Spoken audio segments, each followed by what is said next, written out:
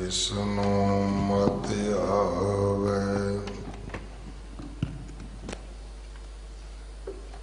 सो सतगुर माही समाना।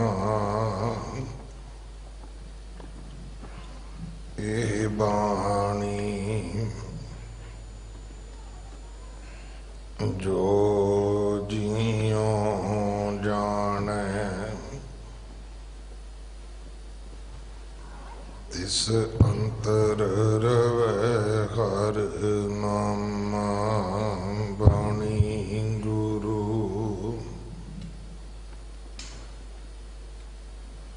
गुरु है बाणी विच बाणी अमृत सारे।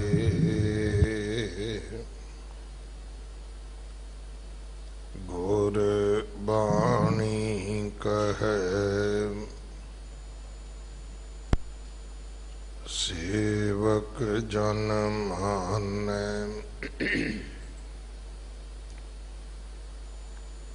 पर तख गुरु निस्तारे। बाणी बिरलो विचारसी जे को गुरमुख होए।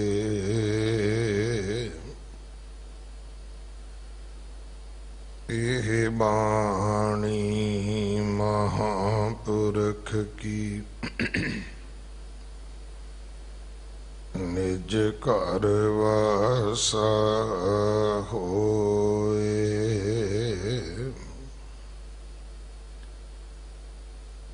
कृपा करंत गोबिंद गोपाल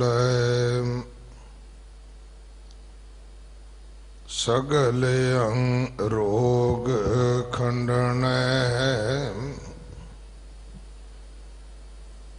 साध संगीण गुण रमत नानक शरण पूरन परमेश्वर।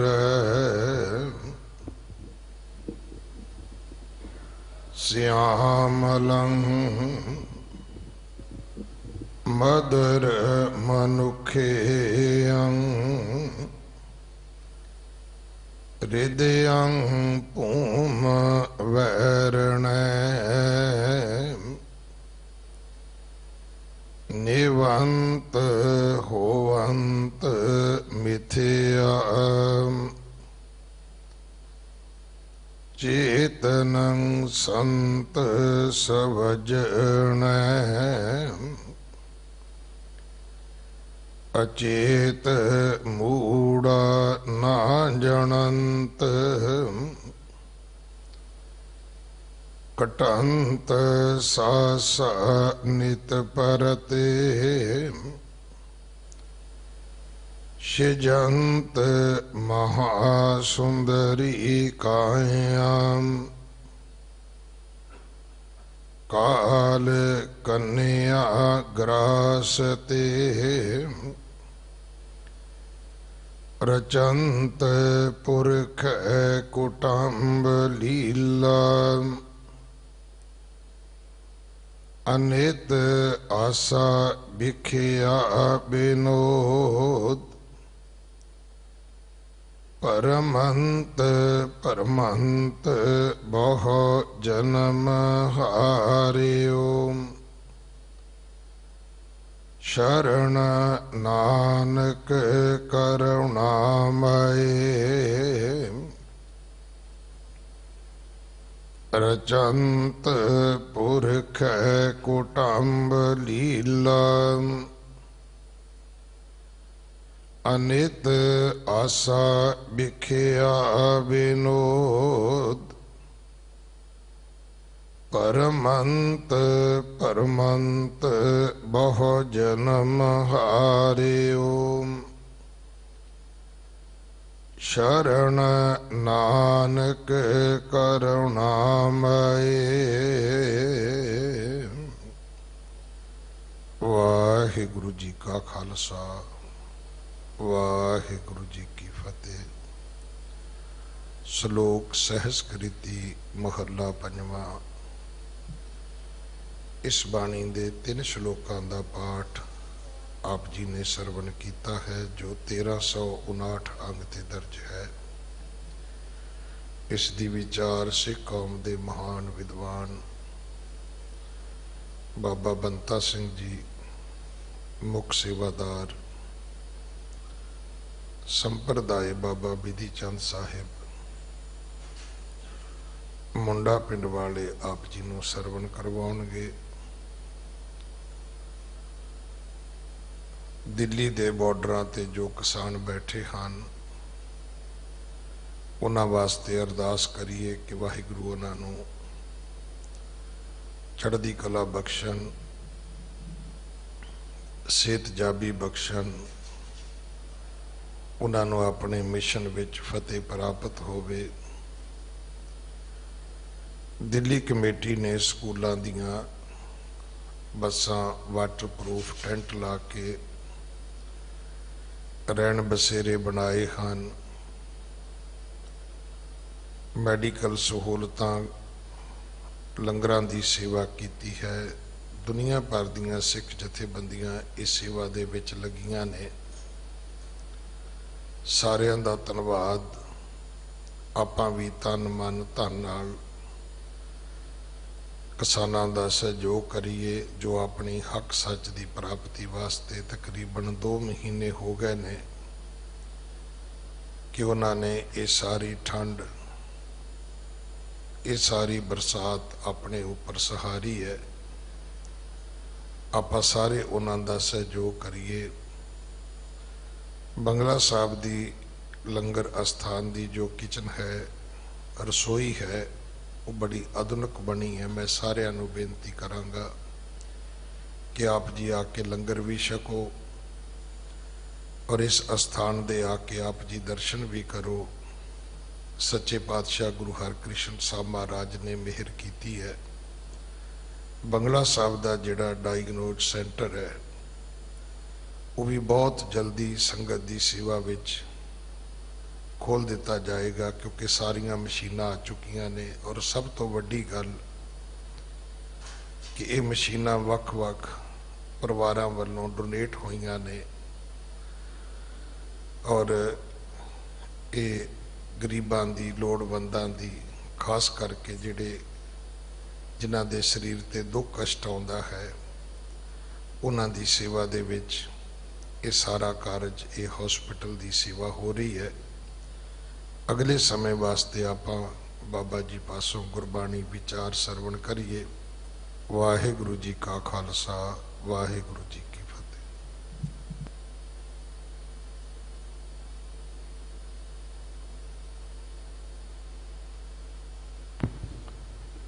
वाहिगुरु। गुर गोबिंद गोपाल गुर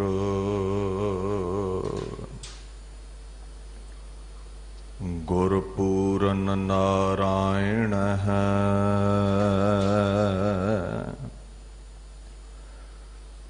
गुरदयाल समरथ गुर गुरु नानक पतत उदाहरण है।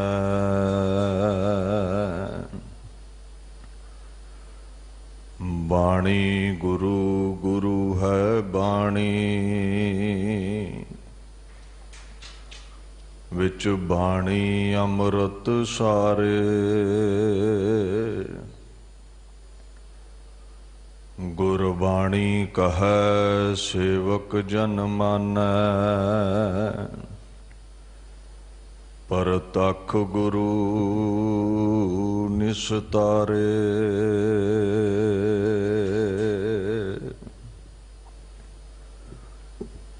चवर छतर तखत दे मालक साहिब श्री गुरु ग्रंथ साहिब जी की पवित्र हजूरी विच ਸੁਭਾਏਮਾਨ ਗੁਰੂ ਸਰੂਪ ਗੁਰੂ ਪਿਆਰੀ ਖਾਲਸਾ ਸਾਧ ਸੰਗਤ ਜੀ ਫਤਿਹ ਪ੍ਰਵਾਨ ਕਰੋ। ਵਾਹਿਗੁਰੂ ਜੀ ਕਾ ਖਾਲਸਾ ਵਾਹਿਗੁਰੂ ਜੀ ਕੀ ਫਤਿਹ। ਧੰਨ ਧੰਨ ਸ੍ਰੀ ਗੁਰੂ ਹਰਕ੍ਰਿਸ਼ਨ ਸਾਹਿਬ ਸੱਚੇ ਪਾਤਸ਼ਾਹ ਜੀ ਦੇ ਪਵਿੱਤਰ ਅਸਥਾਨ ਗੁਰਦੁਆਰਾ ਸ਼੍ਰੀ ਬੰਗਲਾ ਸਾਹਿਬ ਵਿਖੇ ਆਪ ਸਰਬੱਤ ਸੰਗਤਾਂ ਹਾਜ਼ਰੀਨ ਹੋ।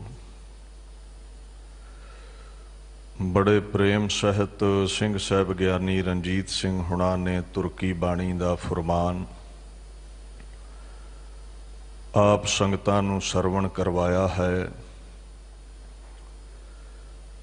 ਜਿੱਥੇ ਆਪ ਸੰਗਤਾਂ ਰੋਜ਼ ਸ਼੍ਰੀ ਗੁਰੂ ਗ੍ਰੰਥ ਸਾਹਿਬ ਪਾਤਸ਼ਾਹ ਜੀ ਦੀ ਪਾਕ ਬਾਣੀ ਦੀ ਲੜੀਵਾਰ ਕਥਾ ਰਾਹੀਂ ਵਿਚਾਰ ਸਰਵਣ ਕਰਦੇ ਹੋ, ਉੱਥੇ ਹੀ ਸਿੱਖ ਜਗਤ ਦਾ ਜਿਹੜਾ ਹੋਰ ਸਾਹਿਤ ਹੈ, ਇਤਿਹਾਸ ਹੈ, ਗੁਰਮੁਖਾਂ ਮਹਾਂਪੁਰਸ਼ਾਂ ਦੀ ਬਾਣੀ ਹੈ, ਉਹਦੀ ਵਿਚਾਰ ਵੀ ਸਮੇਂ-ਸਮੇਂ ਤੇ ਆਪ ਸੰਗਤਾਂ ਦੇ ਸਨਮੁਖ ਕਥਾਵਾਚਕ ਰੱਖਦੇ ਨੇ। ਦਿੱਲੀ ਸਿੱਖ ਗੁਰਦੁਆਰਾ ਪ੍ਰਬੰਧਕ ਕਮੇਟੀ ਵੱਲੋਂ, ਧਰਮ ਪ੍ਰਚਾਰ ਕਮੇਟੀ ਵੱਲੋਂ ਇਹ ਵਿਸ਼ੇਸ਼ ਉਪਰਾਲਾ ਕੀਤਾ ਗਿਆ ਹੈ, ਜੋ ਸਿੱਖ ਜਗਤ ਦੀ, ਜੋ ਖਾਲਸਾ ਪੰਥ ਦੀ ਨਿਤਨੇਮ ਦੀ ਮਰਿਆਦਾ ਹੈ, ਜਪ ਜਾਪ ਸਵਈਏ ਚੌਪੀ ਆਨੰਦ, ਜੋ ਖੰਡੇ ਦੀ ਪਾਕ ਪਹੁਲ ਸਮੇਂ ਉਚਾਰੀਆਂ ਜਾਂਦੀਆਂ ਬਾਣੀਆਂ ਨੇ, ਜਪ ਜਾਪ ਸਵਈਏ ਚੌਪੀ ਆਨੰਦ। ਇਹਨਾਂ ਦੇ ਵਿੱਚੋਂ ਗੁਰੂ ਗੋਬਿੰਦ ਸਿੰਘ ਪਾਤਸ਼ਾਹ ਜੀ ਦੀ ਪਾਕ ਬਾਣੀ ਚੌਪਈ ਸਾਹਿਬ ਦੀ ਵਿਆਖਿਆ ਅੱਜ ਆਪ ਸੰਗਤ ਦੇ ਸਨਮੁਖ ਰੱਖਣੀ ਹੈ। ਆਓ ਬਾਣੀ ਦੀ ਵਿਚਾਰ ਦੇ ਨਾਲ ਜੁੜ ਕੇ ਸਮੇਂ ਨੂੰ, ਜੀਵਨ ਨੂੰ ਸਫਲਾ ਕਰੀਏ। ਗੁਰੂ ਗ੍ਰੰਥ ਸਾਹਿਬ ਪਾਤਸ਼ਾਹ ਦਾ ਫੁਰਮਾਨ ਹੈ, ਹਰ ਹਰ ਨਾਮ ਕਥਾ ਨਿਤ ਸੁਣੀਐ। ਅਕਾਲ ਪੁਰਖ ਦੀ ਉਪਮਾ ਦੇ ਜਿਹੜੇ ਬੋਲ ਨੇ, ਜੋ ਉਸ ਦੀ ਕੀਰਤੀ ਦੀ ਕਥਾ ਹੈ, ਵਿਚਾਰ ਹੈ, ਕਹਿੰਦੇ ਅਗਰ ਕੋਈ ਸੁਣ ਲੈਂਦਾ ਹੈ, ਜੀਵਨ ਵਿੱਚ ਵਸਾ ਲੈਂਦਾ ਹੈ, ਮਿਲ ਸਤ ਸੰਗਤ ਹਰ ਗੁਣ ਗਾਏ, ਜਗ ਭਉਜਲ ਦੁੱਤਰ ਤਰੀਐ ਜੀਓ। ਸੰਗਤ ਵਿੱਚ ਬੈਠ ਕੇ ਕਥਾ ਵਿਚਾਰਾਂ ਸੁਣਨ ਦੇ ਨਾਲ ਜੀਵਨ ਵਿੱਚ ਬਦਲਾਅ ਆਉਂਦਾ ਹੈ। ਇਹ ਜੋ ਦੁੱਖਾਂ ਦਾ ਸਾਗਰ ਹੈ ਸੰਸਾਰ, ਇਹ ਸੁਖਾਲਾ ਕਹਿੰਦੇ ਤਰ ਜਾਈਦਾ ਹੈ। ਰੋਗ ਸੋਗ ਇਹ ਬਾਣੀ ਦੀ ਕਥਾ ਵਿਚਾਰ ਮਿਟਾ ਦਿੰਦੀ ਹੈ। ਗੁਰੂ ਗੋਬਿੰਦ ਸਿੰਘ ਸਾਹਿਬ ਸੱਚੇ ਪਾਤਸ਼ਾਹ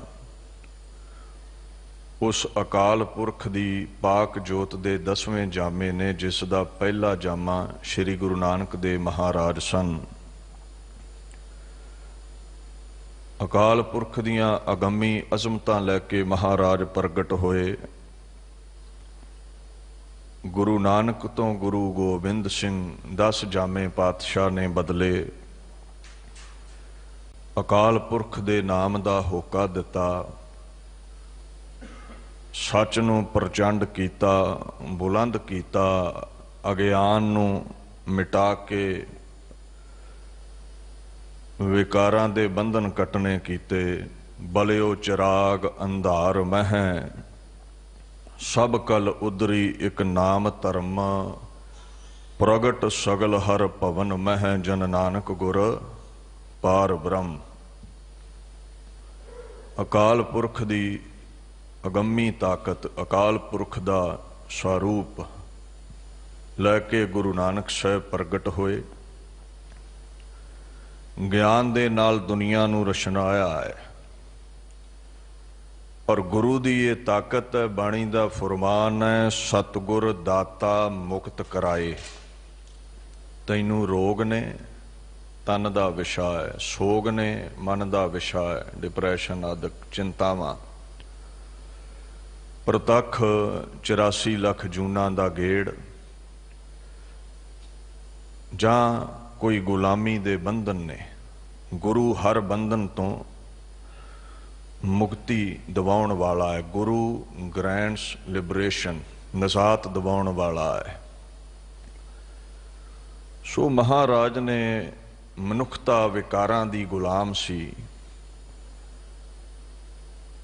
ਅਗਿਆਨਤਾ ਦੇ ਲੋਕ ਗੁਲਾਮ ਸਨ। ਇਸ ਗੁਲਾਮੀ ਦੇ ਅੰਧਕਾਰ ਨੂੰ ਦੂਰ ਕਰਨ ਲਈ, ਗੁਲਾਮੀ ਦੇ ਅਗਿਆਨਤਾ ਦੇ ਸੰਗਲਾਂ ਨੂੰ ਕੱਟਣ ਦੇ ਲਈ ਗਿਆਨ ਦੀ ਤਲਵਾਰ ਬਖਸ਼ੀ ਗੁਰੂ ਨਾਨਕ ਪਾਤਸ਼ਾਹ ਨੇ, ਗੁਰੂ ਅਰਜਨ ਸਾਹਿਬ ਨੇ। ਪਾਕ ਪ੍ਰੇਮ ਰਸੀ ਬਾਣੀ ਗੁਰੂ ਗ੍ਰੰਥ ਸਾਹਿਬ ਦੀ ਬਖਸ਼ੀ। ਗੁਰੂ ਗੋਬਿੰਦ ਸਿੰਘ ਪਾਤਸ਼ਾਹ ਦੇ ਸਮੇਂ ਅਗਿਆਨ ਦੇ ਅੰਧਕਾਰ ਨਾਲੋਂ ਰਾਜਸੀ ਅੰਧਕਾਰ ਜ਼ਿਆਦਾ ਸੀ। ਰਾਜਸੀ ਲੋਕ ਅਤਿਆਚਾਰ ਜ਼ਿਆਦਾ ਕਰਦੇ ਸਨ। ਲੋਕ ਜ਼ੁਲਮ ਕਰਨ ਵਾਲੇ ਹੁਕਮਰਾਨਾਂ ਦੇ ਗੁਲਾਮ ਸਨ। ਇਸ ਗੁਲਾਮ ਫਿਜ਼ਾ ਦੇ ਅੰਦਰ ਪਾਤਸ਼ਾਹ ਨੇ ਜਾਣਿਆ ਵੀ ਗਿਆਨ ਦੀ ਤਲਵਾਰ ਦੇ ਨਾਲ ਹੁਣ ਖੇਡ ਨਹੀਂ ਚੱਲਣੀ, ਹੁਣ ਲੋਹ ਖੜਗ ਚਾਹੀਦੀ ਹੈ। ਰਾਜਸੀ ਧੱਕੇ ਦੇ ਖਿਲਾਫ ਤਲਵਾਰ ਉਠਾਉਣੀ ਪਵੇਗੀ। ਹੁਣ ਜਿਹੜੇ ਲੋਕ ਸਦੀਆਂ ਤੋਂ ਗੁਲਾਮ ਨੇ,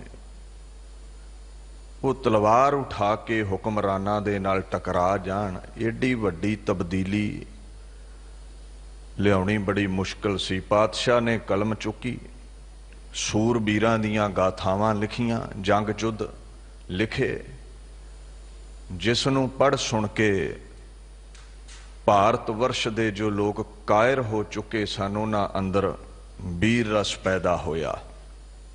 ਉਹ ਤਲਵਾਰ ਲੈ ਕੇ ਮੁਗਲਿਆ ਸਲਤਨਤ ਦੇ ਜ਼ੁਲਮ ਦੇ ਖਿਲਾਫ ਡਟ ਗਏ। ਖਾਲਸਾ ਸਾਜਿਆ ਗਿਆ 1699 ਦੀ ਵਿਸਾਖੀ ਨੂੰ।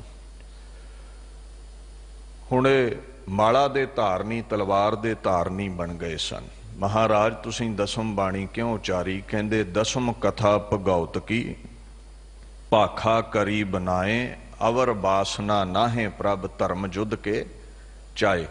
ਲੋਕਾਂ ਦੇ ਅੰਦਰ ਧਰਮ ਯੁੱਧ ਪੈਦਾ ਕਰਨ ਦੇ ਲਈ, ਲੋਕਾਂ ਦੇ ਅੰਦਰ ਉਹ ਜਜ਼ਬਾ ਪੈਦਾ ਕਰਨ ਦੇ ਲਈ ਜਿਹੜਾ ਗੁਲਾਮੀ ਦੇ ਸੰਗਲਾਂ ਨੂੰ ਤੋੜ ਦਵੇਗਾ। ਦੀਨ ਦੀ ਖਾਤਰ ਜੂਝਣ ਦਾ ਜਜ਼ਬਾ ਪੈਦਾ ਕੀਤਾ, ਵਿਕਾਰਾਂ ਦੇ ਨਾਲ ਜੂਝਣ ਦੀ ਬਰਕਤ ਬਖਸ਼ੀ।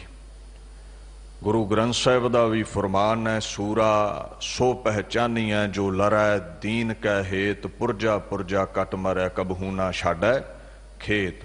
ਦੀਨ ਗਰੀਬ ਨੂੰ ਵੀ ਕਿਹਾ ਹੈ ਤੇ ਧਰਮ ਨੂੰ ਵੀ ਕਿਹਾ ਹੈ। ਜਿਹੜਾ ਮਜ਼ਲੂਮ ਲਈ ਲੜਦਾ ਹੈ, ਧਰਮ ਲਈ ਲੜਦਾ ਹੈ, ਉਹ ਸੂਰਮਾ ਹੈ, ਉਹ ਸ਼ਹਾਦਤ ਦੀ ਅਵਧੀ ਮਾਣਦਾ ਹੈ।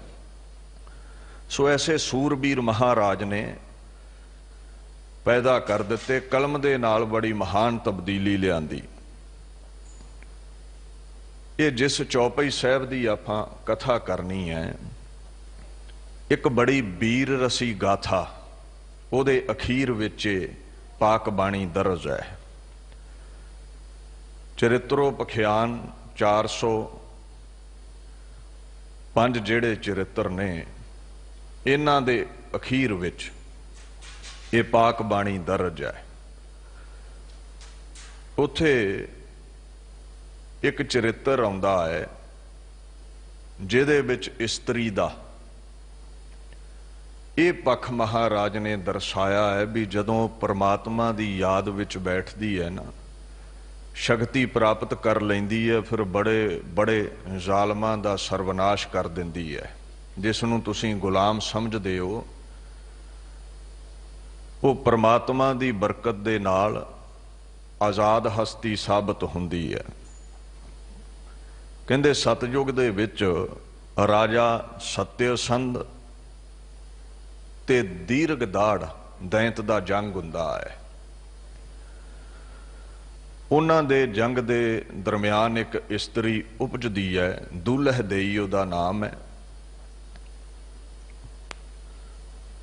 ਉਸਨੂੰ ਕੋਈ ਵਰ ਪਸੰਦ ਨਹੀਂ ਆਉਂਦਾ, ਯੋਗ ਮਨੁੱਖ ਪਸੰਦ ਨਹੀਂ ਆਉਂਦਾ।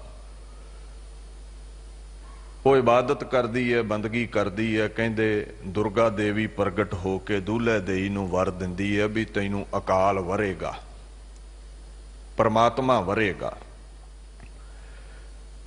ਕਹਿੰਦੇ ਉਸ ਰਾਤ ਅਕਾਲ ਪੁਰਖ ਨੇ ਦੂਲੇ ਦੇਈ ਦੇ ਸੁਪਨੇ ਵਿੱਚ ਆ ਕੇ ਦਿਦਾਰੇ ਬਖਸ਼ੇ ਅਤੇ ਇੱਕ ਗੱਲ ਕਹੀ ਵੀ ਸਵਾਸ ਵੀਰਿਆ, ਦਾਨਵ ਬੜਾ ਪਾਪ ਕਰ ਰਿਹਾ ਹੈ, ਤੂੰ ਉਹਦਾ ਵੱਧ ਕਰ ਤੇ ਮੈਂ ਤੇਰੇ ਨਾਲ ਵਿਵਾਹ ਕਰਾਂਗਾ, ਤੇਰੇ ਸਿਰ ਦਾ ਸਾਈਂ ਬਣਾਂਗਾ। ਹੁਣ ਕਲਗੀਧਰ ਪਾਤਸ਼ਾਹ ਕਹਿੰਦੇ ਨੇ ਸਵਾਸ ਵੀਰਿਆ ਦੈਂਤ ਦੇ ਨਾਲ ਦੂਲੇ ਦੇਈ ਦਾ ਯੁੱਧ ਹੁੰਦਾ ਹੈ, ਥੱਕ ਜਾਂਦੀ ਹੈ, ਬੜਾ ਜ਼ੋਰਾਵਰ ਸੀ ਉਹ ਦੈਂਤ। ਅਖੀਰ ਜਦੋਂ ਕੋਈ ਜ਼ੋਰ ਨਹੀਂ ਚੱਲਦਾ, ਥੱਕ ਹਾਰ ਕੇ ਅਕਾਲ ਪੁਰਖ ਨੂੰ ਯਾਦ ਕਰਦੀ ਹੈ, ਰੱਖਿਆ ਦੇ ਬਾਬਤ ਬੇਨਤੀਆਂ ਕਰਦੀ ਹੈ ਤੇ ਅਕਾਲ ਪੁਰਖ ਫਿਰ ਪ੍ਰਗਟ ਹੋ ਗਏ, ਸਵਾਸ ਵੀਰਿਆ ਦੈਂਤ ਦੀ ਫੌਜ ਦਾ ਤੇ ਉਸ ਦਾ ਸੰਘਾਰ ਕਰਦੇ ਨੇ। ਸੋ ਇੱਥੇ ਇੱਕ ਪੰਕਤੀ ਆਉਂਦੀ ਹੈ, ਪੁਨਰਾ ਸ਼ਸਕਾ ਕਾਟਾ ਸੀਸਾ ਸ੍ਰੀ ਅਸਕੇਤ ਜਗਤ ਕੇ ਈਸਾ। ਮਹਾਰਾਜ ਗੁਰੂ ਗੋਬਿੰਦ ਸਿੰਘ ਕਹਿੰਦੇ ਫਿਰ ਉਹ ਅਕਾਲ ਪੁਰਖ ਪ੍ਰਗਟ ਹੋ ਕੇ ਰਾਖਸ਼ ਦਾ ਸਿਰ ਕੱਟਦੇ ਨੇ। ਉਹ ਕੌਣ ਨੇ? ਸ੍ਰੀ ਅਸਕੇਤ ਜਗਤ ਕੇ ਈਸਾ। ਇਹਦੀ ਵਿਆਖਿਆ ਵੀ ਕਈ ਵਾਰ ਗਲਤ ਕਰ ਦਿੱਤੀ ਜਾਂਦੀ ਹੈ। ਭੋਲੇ ਭਾਲੇ ਵੀਰਾਂ ਨੂੰ ਜਾਲ ਵਿੱਚ ਫਸਾਉਣ ਲਈ ਕਈ ਪ੍ਰੀਸਟ ਕਹਿ ਦਿੰਦੇ ਨੇ ਨਹੀਂ, ਅਸਕੇਤ। ਅਸ ਕਹਿੰਦੇ ਨੇ ਤਲਵਾਰ ਨੂੰ ਤੇ ਕੇਤ ਕਹਿੰਦੇ ਨੇ ਨਿਸ਼ਾਨ ਨੂੰ, ਝੰਡੇ ਨੂੰ, ਧਵਜ ਨੂੰ। ਇੱਥੇ ਈਸਾ ਕੌਣ ਹੈ? ਕਹਿੰਦੇ ਜਿਹਦਾ ਧਵਜ ਤਲਵਾਰ ਹੈ, ਖੜਗ ਹੈ, ਜੋ ਜੰਗ ਲੜਦਾ ਹੈ। ਹੁਣ ਜੀਸਸ ਕ੍ਰਾਈਸਟ ਤੇ ਕੋਈ ਜੰਗ ਲੜੇ ਨਹੀਂ। ਭਾਵ ਅਕਾਲ ਪੁਰਖ ਜੋ ਗਿਆਨ ਦੀ ਖੜਗ ਨਾਲ ਅਗਿਆਨ ਦਾ ਖਾਤਮਾ ਕਰਦਾ ਹੈ ਤੇ ਪ੍ਰਤੱਖ ਜਦੋਂ ਦੁਸ਼ਮਣ ਘੇਰਾ ਪਾ ਲੈਂਦੇ ਨੇ, ਉਸ ਨੂੰ ਯਾਦ ਕਰੋ, ਤੁਹਾਨੂੰ ਐਸਾ ਬਾਹੂਬਲ ਬਖਸ਼ਦਾ ਹੈ, ਤੁਸੀਂ ਅਸ ਲੈ ਕੇ, ਤਲਵਾਰ ਲੈ ਕੇ ਦੁਸ਼ਮਣਾਂ ਦਾ ਖੁਰਾ ਖੋਜ ਮਿਟਾ ਦਿੰਦੇ ਹੋ। ਈਸਾ ਦਾ ਭਾਵ ਹੈ, ਇਹ ਸੰਸਕ੍ਰਿਤ ਦਾ ਲਫ਼ਜ਼ ਹੈ ਈਸ, ਭਾਵ ਜੋ ਮਾਲਕ ਹੈ, ਹਕੂਮਤ ਕਰਨ ਵਾਲਾ। ਇੱਥੇ ਮੈਰੀ ਦੇ ਲਖਤੇ ਜਿਗਰ ਜੀਸਸ ਕ੍ਰਾਈਸਟ ਦੀ ਗੱਲ ਨਹੀਂ ਹੈ। ਠੀਕ ਹੈ, ਉਹ ਮਹਾਪੁਰਸ਼ ਹੋਏ ਨੇ ਈਸਾਈ ਮਤ ਦੇ ਬੜੇ ਵੱਡੇ, ਪਰ ਇੱਥੇ ਈਸਾ ਤੋਂ ਭਾਵ ਹੈ ਅਕਾਲ ਪੁਰਖ, ਦੁਨੀਆ ਦਾ ਮਾਲਕ, ਜਿਹਦੇ ਬਾਰੇ ਗੁਰੂ ਗ੍ਰੰਥ ਸਾਹਿਬ ਕਹਿੰਦੇ ਨੇ ਧਰਣੀਧਰ ਈਸ ਨਰਸਿੰਘ ਨਾਰਾਇਣ। ਕਹਿੰਦੇ ਉਹ ਅਕਾਲ ਪੁਰਖ ਜਿਹੜਾ ਧਰਤੀ ਨੂੰ ਧਾਰਨੇ ਵਾਲਾ ਹੈ, ਕਦੇ ਨਰਸਿੰਘ ਨੂੰ ਬਰਕਤਾਂ ਦੇ ਕੇ ਦੁਨੀਆ ਤੇ ਕਲਦਾ ਹੈ, ਕਦੇ ਵਿਸ਼ਨੂੰ ਜੀ ਦੇ ਅਵਤਾਰਾਂ ਨੂੰ ਬਰਕਤਾਂ ਦੇ ਕੇ ਦੁਨੀਆ ਤੇ ਕਲਦਾ ਹੈ। ਜਗਦੀਸ਼ ਈਸ ਗੋਪਾਲ ਮਾਧੋ ਗੁਣ ਗੋਵਿੰਦ ਵਿਚਾਰੀ ਹੈ। ਜੋ ਜਗਤ ਦਾ ਈਸ਼ਵਰ ਹੈ, ਗੋਪਾਲ, ਗੋ ਧਰਤੀ ਪਾਲ, ਪਾਲਣ ਵਾਲਾ, ਉਹ ਪਰਮਾਤਮਾ ਜੋ ਪ੍ਰਿਥਵੀ ਦਾ ਪਾਲਕ ਹੈ। ਕਹਿੰਦੇ ਉਹਦੇ ਗੀਤ ਗਾਇਆ ਕਰੋ, ਬਿਨਵੰਤ ਨਾਨਕ ਮਿਲ ਸੰਗ ਸਾਧੂ ਦਿਨ ਸਰੈਣ ਚਿਤਾਰੀ ਹੈ। ਸਾਧੂਆਂ ਦੀ ਸੰਗਤ 'ਚ ਬਹਿ ਕੇ ਉਹਨੂੰ ਚੇਤੇ ਕਰਿਆ ਕਰੋ। ਸੋ ਜਗਤ ਦੇ ਈਸ਼ਵਰ ਨੂੰ ਈਸਾ ਕਿਹਾ ਹੈ, ਅਕਾਲ ਪੁਰਖ ਨੂੰ। ਹੁਣ ਈਸਾਈ ਮਤ ਜੀਸਸ ਕ੍ਰਾਈਸਟ ਬਾਬਤ ਕਹਿੰਦੇ ਨੇ he is the only son of God, ਉਹਨੂੰ ਰੱਬ ਦਾ ਪੁੱਤਰ ਕਹਿੰਦੇ ਨੇ। ਸੋ ਸਾਰੇ ਮਹਾਂਪੁਰਸ਼ ਰੱਬ ਦੇ ਹੀ ਪੁੱਤਰ ਨੇ, ਪਰ ਇੱਥੇ ਰੱਬ ਦੀ ਗੱਲ ਹੋ ਰਹੀ ਹੈ। ਈਸਾ ਈਸ਼ਵਰ ਜੋ ਜੀਸਸ ਕ੍ਰਾਈਸਟ ਦੇ ਵੀ ਪਿਤਾ ਨੇ, ਸਾਰੇ ਮਹਾਂਪੁਰਸ਼ਾਂ ਦੇ ਪਿਤਾ ਨੇ, ਅਕਾਲ ਪੁਰਖ। ਉਹ ਜਦੋਂ ਅਕਾਲ ਪੁਰਖ ਨੇ ਦੈਂਤ ਦਾ, ਸਵਾਸ ਵੀਰੇ ਦਾ ਸਿਰ ਲਾਇਆ ਨਾ, ਤੇ ਦੇਵਤਿਆਂ ਨੇ ਜੈ ਜੈਕਾਰ ਕੀਤੀ। ਹੁਣ ਮਹਾਰਾਜ ਉਸ ਪ੍ਰਸੰਗ ਦੇ ਅਖੀਰ ਵਿੱਚ ਇਹ ਚੌਪਈ ਬਾਣੀ ਲਿਖਦੇ ਨੇ। ਹੁਣ ਅਖੀਰ ਵਿੱਚ ਲਿਖਣ ਦਾ ਮਤਲਬ ਇਹ ਹੈ, ਮਨੁੱਖਤਾ ਨੂੰ ਉਪਦੇਸ਼ ਦਿੰਦੇ ਨੇ। ਵੇਖੋ ਇਸਤਰੀ ਨੂੰ ਲੋਕ ਪੈਰ ਦੀ ਜੁੱਤੀ ਸਮਝਦੇ ਸਨ, ਗੁਲਾਮ ਸਮਝਦੇ ਸਨ। ਜਿਸ ਦਿਨ ਅਕਾਲ ਪੁਰਖ ਦੀ ਇਬਾਦਤ ਕਰਕੇ ਬਰਕਤਾਂ ਹਾਸਲ ਕੀਤੀਆਂ, ਬੜੇ ਬੜੇ ਦੈਂਤਾਂ ਨਾਲ ਟਕਰਾ ਗਈ। ਹੁਣ ਇੱਥੇ ਇਸਤਰੀ ਤੋਂ ਭਾਵ ਸਾਡੀ ਬੁੱਧੀ ਵੀ ਹੈ, ਜੋ ਵਿਕਾਰ ਰੂਪੀ ਦੈਂਤਾਂ ਨਾਲ ਟਕਰਾ ਸਕਦੀ ਹੈ ਅਗਰ ਅਕਾਲ ਪੁਰਖ ਗਿਆਨ ਬਖਸ਼ੇ ਤੇ। ਕਾਮ ਕ੍ਰੋਧ ਲੋਭ ਮੋਹ ਦੈਂਤ ਨੇ। ਦੂਸਰਾ ਪੱਖ ਪ੍ਰਤੱਖ ਸਥੂਲ ਸਰੀਰ। ਤੈਨੂੰ ਕੋਈ ਪੈਰਾਂ ਦੀ ਜੁੱਤੀ ਆਖੇ, ਗੁਲਾਮ ਆਖੇ, ਅਕਾਲ ਪੁਰਖ ਦਾ ਨਾਮ ਧਿਆ, ਐਸੀ ਬਰਕਤ ਦੇਵੇਗਾ ਕਿ ਦੂਲਾ ਦੇਵੀ ਦੀ ਨਿਆਈ ਤੂੰ ਦੁਸ਼ਮਣਾਂ ਦਾ ਖੁਰਾ ਖੋਜ ਮਿਟਾ ਸਕਦਾ ਹੈ, ਬੜੀਆਂ ਬੜੀਆਂ ਮੁਸੀਬਤਾਂ ਨਾਲ ਟਕਰਾ ਸਕਦਾ ਹੈ, ਗੁਲਾਮੀ ਦੇ ਸੰਗਲ ਤੋੜ ਸਕਦਾ ਹੈ। ਸੋ ਕਹਿੰਦੇ ਦੂਲਾ ਦੇਈ ਦੀ ਨਿਆਈ ਰੱਖਿਆ ਬਾਬਤ ਅਕਾਲ ਪੁਰਖ ਅੱਗੇ ਬੇਨਤੀਆਂ ਕਰਿਆ ਕਰੋ, ਤੁਹਾਡੀ ਰੱਖਿਆ ਕਰੇਗਾ। ਹੁਣ ਜਿਵੇਂ ਗੁਰੂ ਗ੍ਰੰਥ ਸਾਹਿਬ ਦੇ ਪਾਕ ਬੋਲ ਨੇ, ਰੱਖਿਆ ਕਰੋ ਗੁਸਾਈ ਮੇਰੇ, ਮੈਂ ਨਾਮ ਤੇਰਾ ਆਧਾਰ, ਐ ਅਕਾਲ ਪੁਰਖ ਮੇਰੀ ਰੱਖਿਆ ਕਰ, ਰੋਗਾਂ ਤੋਂ, ਸੋਗਾਂ ਤੋਂ, ਵਿਕਾਰਾਂ ਤੋਂ, ਦੁਸ਼ਮਣਾਂ ਤੋਂ, ਤੇਰਾ ਨਾਮ ਹੀ ਮੇਰੇ ਜੀਵਨ ਦਾ ਆਧਾਰ ਹੈ, ਆਸਰਾ ਹੈ। ਤੇ ਫਿਰ ਪੁੱਛੋ ਗੁਰੂ ਗ੍ਰੰਥ ਸਾਹਿਬ ਨੂੰ, ਜਦੋਂ ਰੱਖਿਆ ਲਈ ਬੇਨਤੀ ਕਰੀਏ ਤੇ ਫਿਰ ਕੀ ਹੁੰਦਾ ਹੈ? ਕਹਿੰਦੇ ਆਦ ਮਦ ਅਰ ਅੰਤ ਪਰਮੇਸ਼ਰ ਰੱਖਿਆ, ਪਿੱਛੇ ਵੀ ਰੱਖਦਾ ਰਿਹਾ ਹੈ ਅਕਾਲ ਪੁਰਖ ਜੋ ਉਸ ਨੂੰ ਧਿਆਉਂਦੇ ਨੇ, ਅੱਜ ਵੀ ਪ੍ਰੈਜ਼ੈਂਟ ਵਿੱਚ ਵੀ ਰੱਖ ਰਿਹਾ ਹੈ, ਆਉਣ ਵਾਲੇ ਸਮੇਂ ਵਿੱਚ ਵੀ ਉਹ ਰੱਖਿਆ ਕਰੇਗਾ। ਸੋ ਉਹਨੂੰ ਧਿਆਇਆ ਕਰੋ।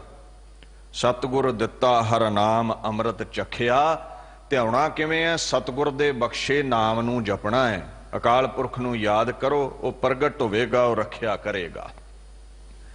ਇੱਥੇ ਤੇ ਹੈ ਬਾਹਰੀ ਦੁਸ਼ਮਣਾਂ ਦੀ ਗੱਲ, ਕਿਉਂਕਿ ਗੁਲਾਮ ਸਨ ਲੋਕ, ਮੁਗਲ ਜ਼ੁਲਮ ਕਰਦੇ ਸਨ, ਗੁਲਾਮੀ ਦੇ ਇਹਨਾਂ ਬੰਧਨਾਂ ਤੋਂ ਨਿਜਾਤ ਲਈ ਤਲਵਾਰ ਚੁੱਕਣੀ ਹੈ। ਜੇ ਨਹੀਂ ਚੁੱਕਣ ਦੇ ਕਾਬਲ, ਅਕਾਲ ਪੁਰਖ ਅੱਗੇ ਬੇਨਤੀ ਕਰ, ਤੈਨੂੰ ਸ਼ਕਤੀ ਬਖਸ਼ੇ, ਤੂੰ ਦੁਸ਼ਮਣਾਂ ਨਾਲ ਟਕਰਾ ਜਾਵੇਂ ਤੇ ਮੁਕਤੀ ਪਾਵੇਂ। ਹੁਣ ਇਹ ਦੂਸਰਾ ਪੱਖ, ਜਿਹੜੇ ਅੰਦਰ ਦੁਸ਼ਮਣ ਨੇ, ਜਿਹੜੇ ਅੰਦਰ ਵਿਕਾਰ ਨੇ, ਜਿਨ੍ਹਾਂ ਨਾਲ ਮਨ ਯੁੱਧ ਲੜਦਾ ਹੈ, ਕਾਮ ਕ੍ਰੋਧ ਲੋਭ ਮੋਹ ਹੰਕਾਰ। ਹੁਣ ਚੌਪਈ ਸਾਹਿਬ 405 ਚਰਿਤਰਾਂ ਦੇ ਅਖੀਰ ਵਿੱਚ ਦਰਜ ਹੈ, ਜਿਸ ਰਚਨਾ ਨੂੰ ਚਰਿਤਰੋਪਖਿਆਨ ਕਹਿੰਦੇ ਨੇ। ਚਰਿੱਤਰ ਕੀ ਹੁੰਦਾ ਹੈ? ਆਚਾਰ, ਕਰੈਕਟਰ, ਹਾਲ, ਵਿਰਤਾਂਤ, ਬੰਦੇ ਦਾ ਆਚਰਣ। ਪਾਖਿਆਨ ਸੰਸਕ੍ਰਿਤ ਦਾ ਲਫ਼ਜ਼ ਹੈ ਉਪਾਖਿਆਨ, ਕਥਾ ਨੂੰ, ਕਹਾਣੀ ਨੂੰ ਕਹਿੰਦੇ ਨੇ, ਕਥਾ ਦੇ ਪ੍ਰਸੰਗ ਨੂੰ ਕਹਿੰਦੇ ਨੇ। ਕੋਈ ਸਮਝਾਉਣ ਲਈ ਜੋ ਕਹਾਣੀ ਸੁਣਾਈ ਜਾਂਦੀ ਹੈ, ਉਸ ਨੂੰ ਉਪਾਖਿਆਨ ਕਹਿ ਦਿੰਦੇ ਨੇ। ਹੁਣ ਇੱਕ ਦਸਮ ਗ੍ਰੰਥ ਦਾ ਭਾਗ ਹੈ ਜਿਸ ਨੂੰ ਚਰਿਤਰੋਪਖਿਆਨ ਕਹਿੰਦੇ ਹਾਂ। ਇਹ ਇਸਤਰੀ ਅਤੇ ਪੁਰਸ਼ ਦੀ ਕਾਮ ਵਾਸ਼ਨਾ ਬਾਬਤ ਚਾਨਣਾ ਪਾਉਂਦਾ ਹੈ। ਕਿਵੇਂ ਕਾਮ ਵਾਸ਼ਨਾ ਵਿੱਚ ਇਸਤਰੀ ਅਤੇ ਪੁਰਸ਼ ਅੰਨੇ ਹੋ ਕੇ ਛਲ ਕਪਟ ਭਰਿਆ ਜੀਵਨ ਬਤੀਤ ਕਰਦੇ ਨੇ। ਸੋ ਐਸੀਆਂ ਕਥਾ ਕਹਾਣੀਆਂ ਪ੍ਰਸੰਗ ਨੇ ਉੱਥੇ, ਚਰਿੱਤਰਵਾਨ ਅਤੇ ਚਰਿੱਤਰਹੀਣ ਦੋਵੇਂ ਪੱਖ ਨੇ ਇਸਤਰੀ ਅਤੇ ਪੁਰਸ਼ ਦੇ।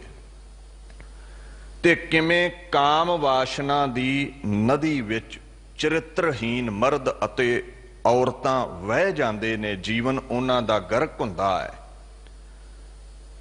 ਉਹਨਾਂ ਦਾ ਖੁਰਾ ਖੋਜ ਮਿਟਦਾ ਹੈ। ਕੁਝ ਐਸਾ ਜ਼ਿਕਰ ਹੈ ਉਹਨਾਂ ਕਹਾਣੀਆਂ ਦੇ ਵਿੱਚ, ਜਿੱਥੇ ਅਖੀਰ ਤੇ ਚੌਪਈ ਸਾਹਿਬ ਰੱਖੀ ਹੈ ਵੀ ਵਿਕਾਰਾਂ ਤੋਂ ਰੱਖਿਆ ਹੋ ਸਕੇ, ਚੌਪਈ ਪੜਿਆ ਕਰ, ਬੇਨਤੀ ਕਰਿਆ ਕਰ। ਇਹਨਾਂ ਕਹਾਣੀਆਂ ਦੇ ਵਿੱਚ ਕਈ ਐਸੇ ਕਿੱਸੇ ਨੇ ਜਿੱਥੇ ਇਸਤਰੀ ਦੀ ਪਤੀ ਭਗਤੀ, ਪ੍ਰੇਮਾ ਭਗਤੀ, ਕੁਰਬਾਨੀ, ਸੂਰਬੀਰਤਾ, ਬਹਾਦਰੀ ਨੂੰ ਵੀ ਚਿਤਰਿਆ ਗਿਆ ਹੈ, ਦਰਸਾਇਆ ਗਿਆ ਹੈ। ਸੋ ਜਿੱਥੇ ਇੱਕ ਸੁਹਾਗਵੰਤੀ ਦਾ ਜ਼ਿਕਰ ਹੈ, ਉੱਥੇ ਵੇਸਵਾ ਦਾ ਵੀ ਜ਼ਿਕਰ ਹੈ। ਜਿਹੜੇ ਕਹਿ ਦਿੰਦੇ ਨਾ ਜੀ ਚਰਿੱਤਰਾਂ ਦੇ ਵਿੱਚ ਇਸਤਰੀ ਨੂੰ ਬੁਰਾ ਕਿਹਾ, ਨਹੀਂ, ਵੇਸਵਾ ਨੂੰ ਵੇਸਵਾ ਕਿਹਾ, ਸੁਚੱਜੀ ਨੂੰ ਸੁਚੱਜੀ ਕਿਹਾ, ਕੁਚੱਜੀ ਨੂੰ ਕੁਚੱਜੀ ਕਿਹਾ ਹੈ। ਹੁਣ ਇੱਕ ਕੋਠੇ ਤੇ ਬੈਠੀ ਵੇਸਵਾ ਦੇ ਨਾਲ ਮਾਤਾ ਦਾ ਕੰਪੈਰੀਜ਼ਨ ਨਹੀਂ ਹੋ ਸਕਦਾ ਜਿਹੜੀ ਪਤੀਵਰਤਾ ਘਰ ਵਿੱਚ ਬੈਠੀ ਹੈ। ਵੇਸਵਾ ਨੂੰ ਵੇਸਵਾ ਹੀ ਕਿਹਾ ਜਾਵੇਗਾ। ਪਤੀਵਰਤਾ ਔਰਤ ਨੂੰ, ਸੁਹਾਗਣ ਨੂੰ,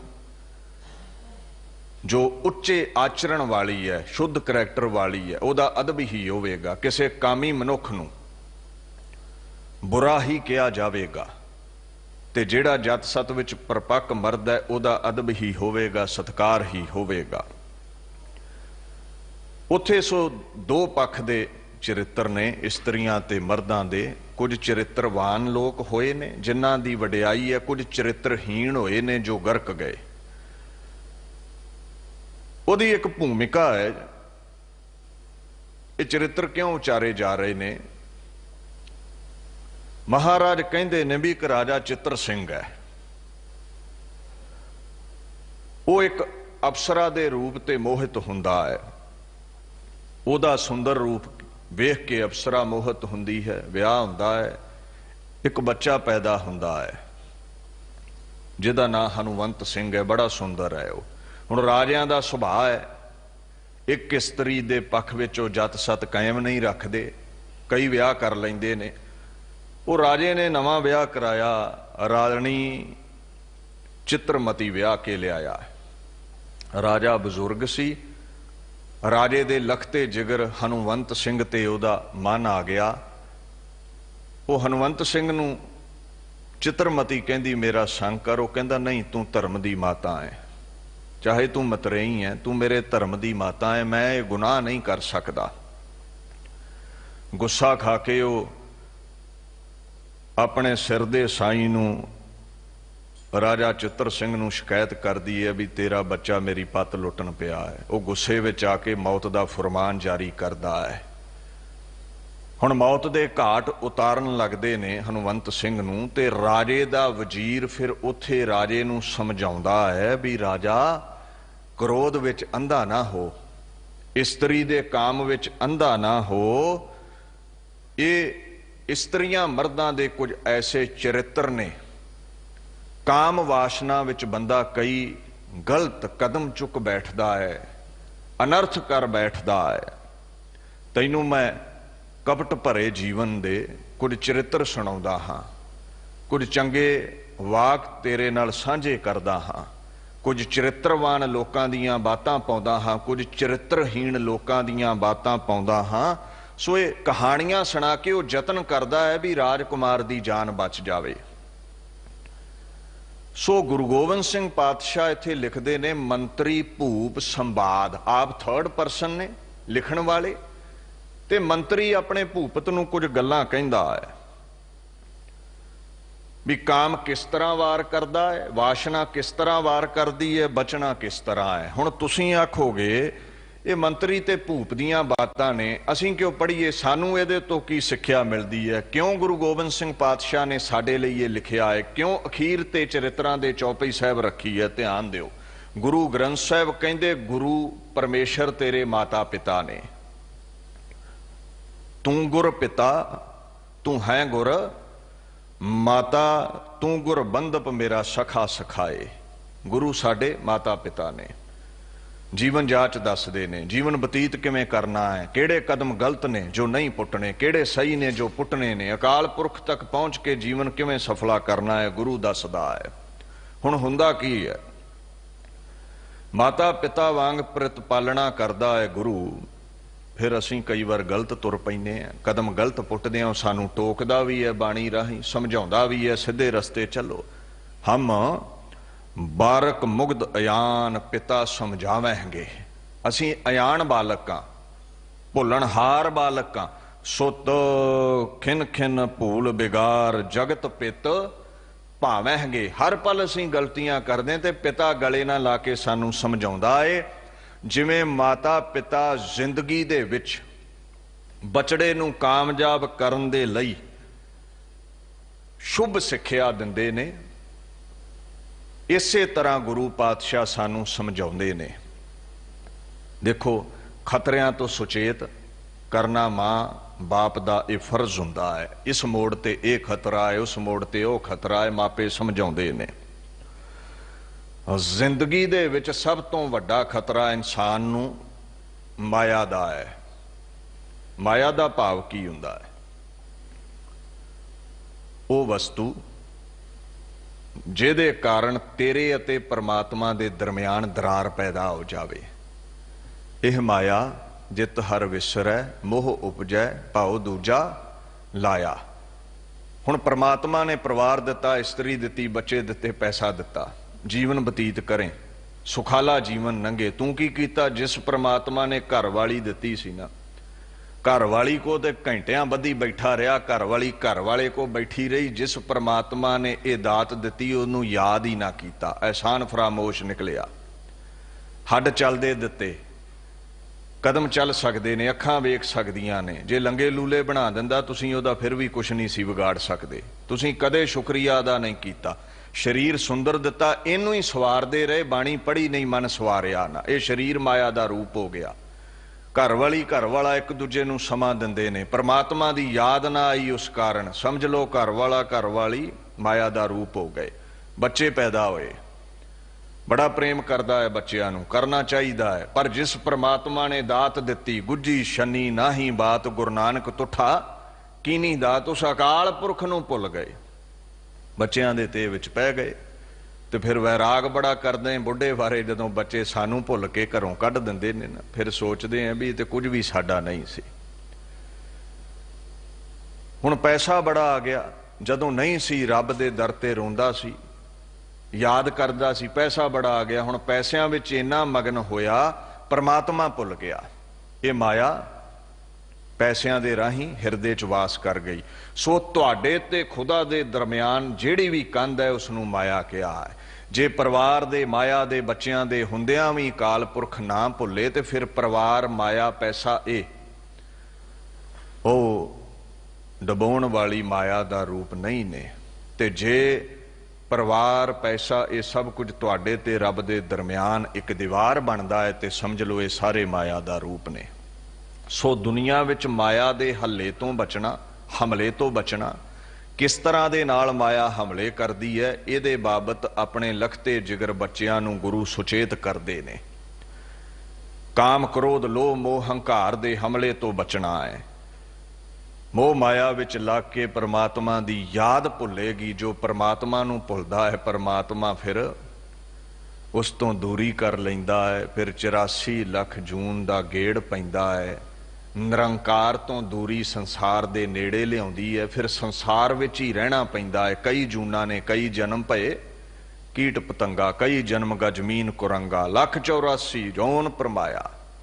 हुण रब नूं याद करांगे ते रब दे नेड़े जावांगे, पर असीं याद नहीं करते।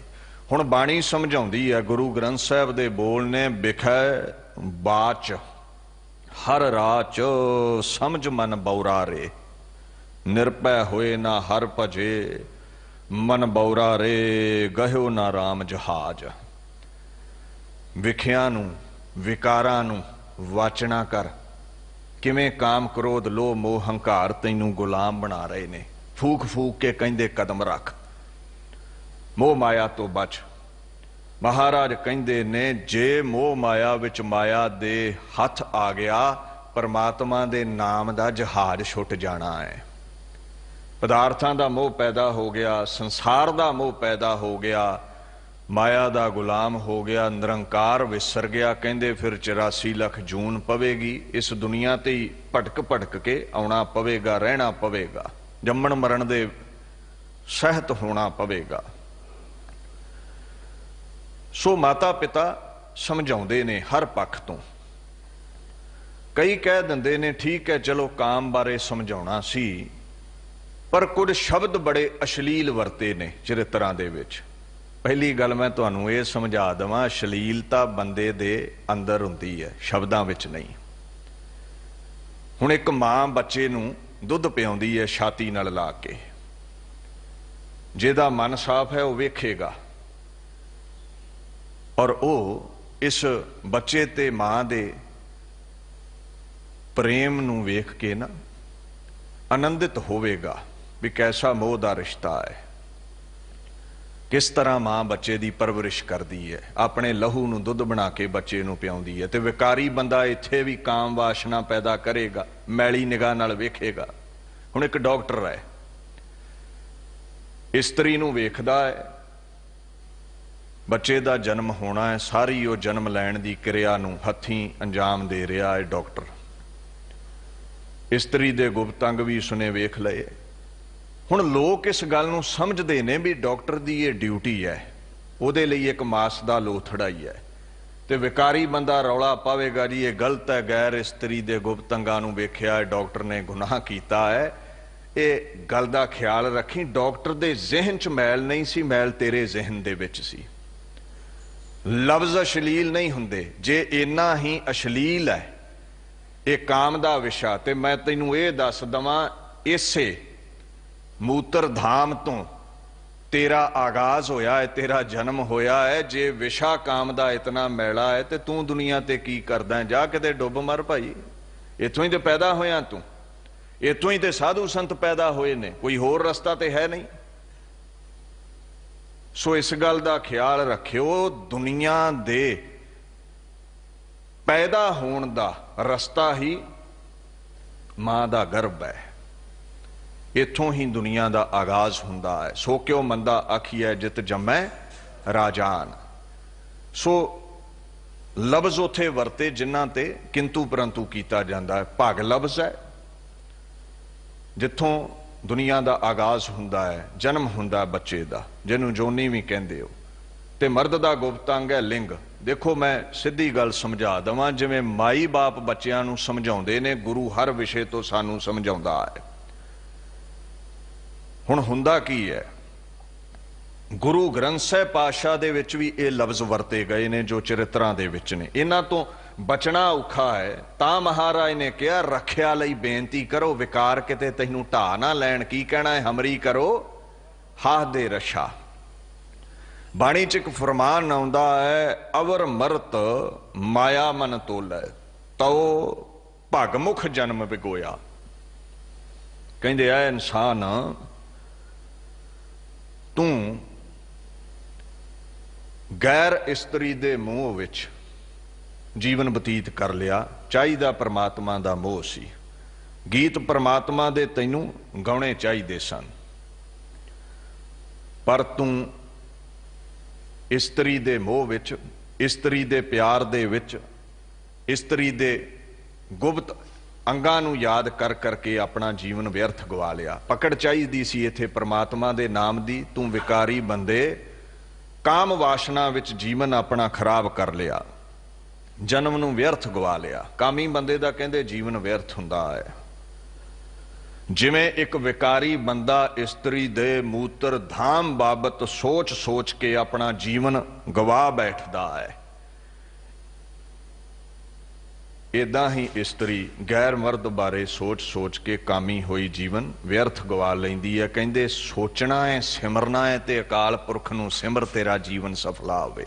इह च कोई दो राय नहीं, दुनिया च यही कुछ चलदा है। लख तुसीं काम वासना नूं छपाओ, गुरु नहीं कोई पर्दा रखदा। होवै लिंग झिंग न होवै ऐसी कही है सूरत। हुण लिंग दा जिक्र भी बाणी चाहुंदा है। हुण ध्यान दिओ इस गल वल। एक जगह गुरु साहब इत्थों तक कह दिंदे, की होया तू लखां इस्त्रियां नाल भोग कीता, अपनी इस्त्री नूं छड्ड के गैरां नाल तू संबंध बनाए, पर याद रखी तू काम वासना विच गुलतान होए ने। हुण तैनूं मूत्र धाम नाल भगदे नाल प्रेम है, गैर इस्त्री नाल प्रेम है, तेरा जीवन इस गर्भ दे विच ही लंघेगा। वार वार इसे गर्भ चाहेगा जिहदे नाल तैनूं प्रेम है। निरंकार नाल प्रेम करदा ते मुक्त हो जांदा। काम वासना दे विच लग्या रिहा, महाराज कहंदे तां वार वार गर्भ दे विच आउणा है। जे लख इस्त्रियां भोग कर है, नवखंड राज कमावै है, बिन सतगुर सुख ना पावई, फिर जोनी पाहे। जोनी च क्यों आया? क्योंकि जोनी दा ही इसनूं मोह सी, गैर इस्त्रियां दा मोह सी, इस्त्री नूं गैर मर्दां दा मोह सी, तां वार वार गर्भ विच आउणा पिया। हुण यही अल्फाज चरित्रां दे विच वरते ने भाई जी। लफ्ज अश्लील नहीं हुंदे, सोच अश्लील हुंदी आ। मैं एक उदाहरण दवां। अजकल अखबारां पढ़ो तुसीं, उत्थे कई बार ना कुछ इदां दीयां खबरां आउंदियां ने भी काम वासना विच गलतान होए एक नशेड़ी बाप ने धी दी पत लुट लई। आउंदियां ना खबरां। एक नशेड़ी पुत्र ने मां दी पत लुट लई, भाई ने भैन दी पत लुट लई, मितरेई मां बच्चे दी पत लुट गई। आउंदा है ना इस्त्री मर्द बाबत, रोज पढ़दे हो, लुका लो लख। इन्हां विकारां नूं इह प्रगट हुंदे ने। हुण एक खबर आ गई। हुण ऐसियां खबरां तुसीं रोज पढ़ियां, ते खबरां पढ़न दा मतलब ये नहीं भी अखबार अश्लील है जां तुसीं खबरां पढ़ के एक कर्म करना है, नहीं। ਖਬਰ ਦਾ ਮਤਲਬ ਇਹ ਹੈ ਤੁਸੀਂ ਸੁਚੇਤ ਹੋ ਜਾਓ, ਤੁਸੀਂ ਜਾਗ ਜਾਓ ਵੀ ਇਹ ਗੁਨਾਹ ਹੈ, ਇਹ ਪਾਪ ਹੈ, ਇਹਦੀ ਸਜ਼ਾ ਮਿਲੇਗੀ। ਗੁਰੂ ਪਾਤਸ਼ਾਹ ਨੇ ਆਪਣੇ ਖਾਲਸੇ ਪੁੱਤਰ ਨੂੰ, ਧੀਆਂ ਨੂੰ ਸੁਚੇਤ ਕਰਨ ਦੇ ਲਈ ਵਿਕਾਰ ਕਿਵੇਂ ਕਿਵੇਂ ਹਮਲਾ ਕਰਦੇ ਨੇ, ਚਰਿਤਰੋ ਪਖਿਆਨ ਦੀ ਰਚਨਾ ਕੀਤੀ ਹੈ। ਇਹ ਖਬਰਾਂ ਮਨੁੱਖਤਾ ਨੂੰ ਜਗਾਉਣ ਦੇ ਲਈ ਨੇ। ਗੁਰੂ ਗੋਬਿੰਦ ਸਿੰਘ ਪਾਤਸ਼ਾਹ ਕਾਮ ਵਾਸ਼ਨਾ ਦੇ ਬਾਬਤ ਮਨੁੱਖਤਾ ਨੂੰ ਸਮਝਾਉਂਦੇ ਨੇ। ਕਾਮ ਕਿਹੜੇ ਕਿਹੜੇ ਰੂਪ ਵਿੱਚ ਹਮਲਾ ਕਰਦਾ ਹੈ, ਕਿਵੇਂ ਕਿਵੇਂ ਠੱਗਦਾ ਹੈ, ਕਿਵੇਂ ਇਸ ਤੋਂ ਸੁਚੇਤ ਰਹਿਣਾ ਹੈ। ਹੁਣ ਤੁਸੀਂ ਇੱਕ ਗੱਲ ਆਖੋਗੇ, ਅੱਛਾ ਫਿਰ ਇਸਤਰੀ ਨਾਲ ਪ੍ਰੇਮ ਨਹੀਂ ਚਾਹੀਦਾ, ਮਰਦ ਨਾਲ ਪ੍ਰੇਮ ਨਹੀਂ ਚਾਹੀਦਾ। ਪਾਤਸ਼ਾਹ ਕਹਿੰਦੇ ਨਹੀਂ, ਜਿਹਦੇ ਨਾਲ ਵਿਵਾਹ ਹੋਇਆ ਹੈ ਉਹਦੇ ਨਾਲ ਪ੍ਰੇਮ ਕਰ। ਸੁਧ ਜਬ ਤੇ ਹਮ ਧਰੀ ਬਚਨ ਗੁਰ ਦਏ ਹਮਾਰੇ, ਪੂਤ ਇਹ ਪ੍ਰਣ ਤੋਹੇ ਪ੍ਰਾਣ ਜਬ ਲਗ ਘਟ ਥਾਰੇ, ਨਿਜ ਨਾਰੀ ਕੇ ਸਾਥ ਨੇਹੋ ਤੁਮ ਨਿਤ ਬਡਈ ਹੋ, ਪਰ ਨਾਰੀ ਕੀ ਸੇਜ ਭੂਲ ਸੁਪਨੇ ਹੂ ਨਾ ਜੈ ਹੋ। ਕਹਿੰਦੇ ਪਿਤਾ ਗੁਰੂ ਤੇਗ ਬਹਾਦਰ ਸਾਹਿਬ ਨੇ ਸਿੱਖਿਆ ਦਿੱਤੀ, ਆਪਣੀ ਘਰਵਾਲੀ ਨਾਲ ਪ੍ਰੇਮ ਕਰੋ, ਘਰਵਾਲੀ ਘਰਵਾਲੇ ਨਾਲ ਪ੍ਰੇਮ ਕਰੇ, ਗੈਰ ਦੀ ਸੇਡ ਤੇ ਨਹੀਂ ਜਾਣਾ। ਮਹਾਰਾਜ ਕੀ ਹੋਵੇਗਾ? ਕਹਿੰਦੇ ਪਰ ਨਾਰੀ ਕੇ ਭਜੇ ਸਹਿਸ ਬਾਸਵ ਭਗ ਪਾਏ। ਕਹਿੰਦੇ ਇੰਦਰ ਦਾ ਜੀਵਨ ਪੜ, ਸਹਿਸ ਭਗਾਂ ਹੋ ਗਈਆਂ, ਸ਼ਰਾਪਿਆ ਗਿਆ ਪਰ ਇਸਤਰੀ ਦਾ ਸੰਗ ਕੀਤਾ। ਪਰ ਨਾਰੀ ਕੇ ਭਜੇ ਚੰਦਰ ਕਾ ਲੰਕ ਲਗਾਏ, ਚੰਦਰਮਾ ਕਲੰਕਿਤ ਹੋ ਗਿਆ। ਪਰ ਨਾਰੀ ਕੇ ਹੇਤ ਸੀਸ ਦਸ ਸੀਸ ਗਵਾਇਓ ਹੋ, ਪਰ ਨਾਰੀ ਕੇ ਹੇਤ ਕਟਕ ਕਵਰਨ ਕੋ ਘਾਇਓ। ਆ ਕੌਰਵ ਪਰ ਨਾਰੀ ਦਾ ਸੰਗ ਕਰਨਾ ਚਾਹੁੰਦੇ ਸੀ, ਦ੍ਰੋਪਦੀ ਦਾ, ਸਭ ਕੁਝ ਗਵਾ ਬੈਠੇ। ਪਾਂਡੋ ਜਿੱਤ ਗਏ। ਰਾਵਣ ਪਰ ਨਾਰੀ ਦਾ ਸੰਗ ਕਰਨਾ ਚਾਹੁੰਦਾ ਸੀ, ਸੀਤਾ ਜੀ ਨੂੰ ਹੱਥ ਪਾਇਆ, 10 ਦੇ 10 ਸਿਰ ਵਢਾ ਬੈਠਿਆ। ਤੇ ਗੁਰਬਾਣੀ ਕਹਿੰਦੀ ਮੂਰਖ ਰਾਵਣ ਕਿਆ ਲੈ ਗਿਆ। ਇਹ ਸਜ਼ਾ ਹੈ ਪਰਾਈ ਨਾਰੀ ਦਾ ਸੰਗ ਕਰਨ ਦੀ। ਬਾਣੀ ਨੇ ਇੱਕ ਗੱਲ ਕਹੀ ਹੈ, ਸਾ ਕੁ ਸੁਧ ਸਾ ਕੁਲੱਖਣੀ ਨਾਨਕ ਨਾਰੀ ਵਿੱਚ ਕੁਨਾਰ, ਪਿਰ ਕੀ ਸਾਰ ਨਾ ਜਾਣਈ ਦੂਜੇ ਭਾਏ ਪਿਆਰ। ਹੁਣ ਕੁਲੱਖਣੀ ਕੁਚੱਜੀ ਦਾ ਜ਼ਿਕਰ ਤੇ ਗੁਰੂ ਗ੍ਰੰਥ ਸਾਹਿਬ ਵਿੱਚ ਵੀ ਹੈ, ਜੋ ਚਰਿਤਰਾਂ ਵਿੱਚ ਹੈ, ਵੇਸਵਾ ਦਾ। ਕਹਿੰਦੇ ਉਹ ਜਿਹੜੀ ਬਹੁਤਿਆਂ ਦਾ ਇਸਤਰੀ ਸੰਗ ਕਰਦੀ ਹੈ, ਮਹਾਰਾਜ ਕਹਿੰਦੇ ਉਹਦਾ ਜੀਵਨ ਅਜਾਈਂ ਚਲਿਆ ਜਾਂਦਾ ਹੈ, ਉਹ ਫਿਰ ਵਾਰ-ਵਾਰ ਗਰਭ ਵਿੱਚ ਆਉਂਦੀ ਹੈ।